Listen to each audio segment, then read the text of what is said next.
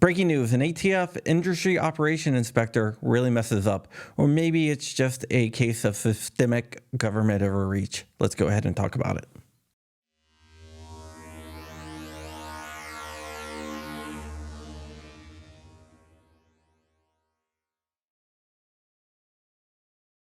What's up, Wolverines? Welcome back to my channel. I am John Crump, and this is John Crump News, where I discuss 2A issues every day. I'm an investigative journalist that keeps an eye on the 2A space, and I've been working on this case for a little while now, and I want to share it with you. But before I do that, like, comment, and subscribe. It will really help me out with the algorithm.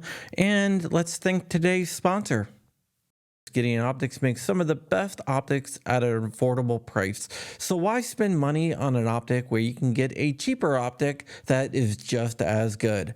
Go ahead and check out Gideon Optics, and for a limited time, you can use code CRUMPY and get 10% off and free shipping on all orders.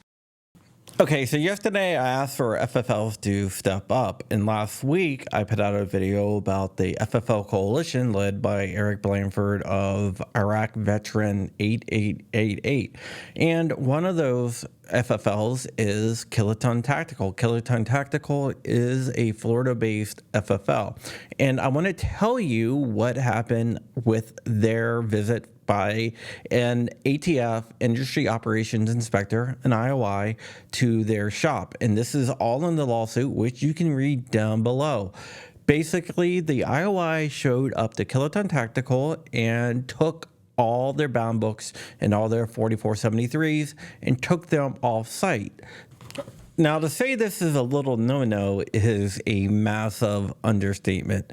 The IOI is not permitted to seize any documentation. This is part of federal law. It forbids them from taking anything off-site. Plus, not only that, but in the 2019 IOI manual, which the ATF provided to me a while ago, but it was heavily redacted, so I had to go get the unredacted version.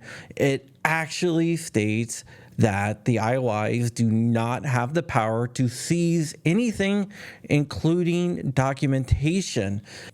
This isn't just a case of the IOI not getting a warrant and seizing records, because the IOI cannot get a warrant because they are not law enforcement. They work on the industry side. The ATF is split up into the law enforcement side and the industry side, and the IOIs land squarely on the industry side.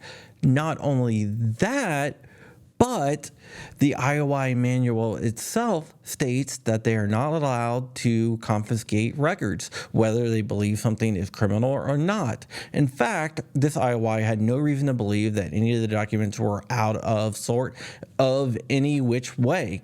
The IOI basically just took the whole entire bound book and all the 4473s, and that is a huge no-no. Now, the IOI told the FFL holder that they were allowed to do that, even though that is not true. As I already discussed, it violates federal law, but it also violates the IOI's handbook itself, which states that they're not allowed to take anything off site.